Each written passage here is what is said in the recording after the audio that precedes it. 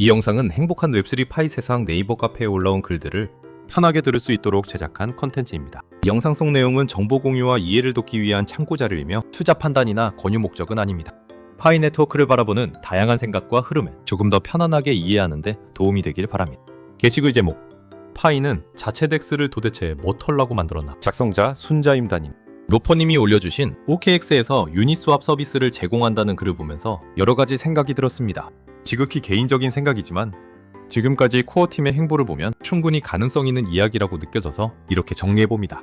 유니스왑은 간단히 말해 온체인에서 토큰과 토큰을 교환할 때 쓰이는 시스템입니다. 유동성 풀에서 가격이 형성되고 그 가격을 기준으로 스왑과 트레이딩이 이루어지죠. 우리가 가장 현실적으로 체감하는 부분은 바로 스테이블 코인 카드 결제 구조입니다. A 토큰을 스테이블 코인으로 바꾸고 최종 결제 단위까지 가는 과정에서 유니스왑이 가격과 유동성을 제공하는 도구로 일부 활용됩니다. 최근 EU에서 OKX가 카드를 출시하면서 유니스왑과의 협업을 발표한 것도 이런 가격 지표와 유동성 도구로 유니스왑을 활용하기 위함의 가능성이 높아 보입니다. 그런데 이 기사를 보며 제가 떠올린 건 파이의 자체 덱스였습니다. 앞으로 파이는 OKX 덱스에도 연결될 것이고 유니스왑에도 연결될 가능성이 높습니다. 그렇다면 질문이 생깁니다. 유니스왑에서의 파이와 파이 자체, 덱스에서의 파이는 각각 어떤 역할을 하게 될까? 그리고 왜 굳이 둘을 나눴을까? 먼저 외부 덱스부터 보겠습니다. 외부 덱스에서는 파이가 USDT, USDC, 이더 같은 토큰으로 수합되고 자유롭게 거래되며 시장 변동성을 그대로 막게 됩니다.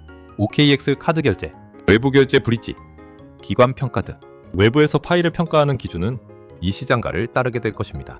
이 구조는 지금의 비트코인과 크게 다르지 않습니다. 그렇다면 왜 파이는 자체 덱스를 따로 운영할까요? 파이 자체 덱스는 법정화폐가 완전히 배제된 구조입니다. 파이를 기준으로 파이 기반 토큰끼리 수합하고 생태계 내부에서는 파이로 신용을 평가하고 상품과 서비스를 이용합니다. 이 내부 생태계에서의 파이 가치는 외부 시장가와 완전히 별개로 움직입니다. 파이는 이 두 구조를 의도적으로 분리해 두었습니다. 외부 시장가는 현금화와 유동성 공급의 통로, 내부 정상가는 사용성, 권리, 신뢰를 쌓는 구조. 지금까지 많은 코인들이 무너진 이유는 외부 시장 가격이 폭락하면 공포 심리로 대량 매도가 나오기 때문입니다. 하지만 파이는 다릅니다.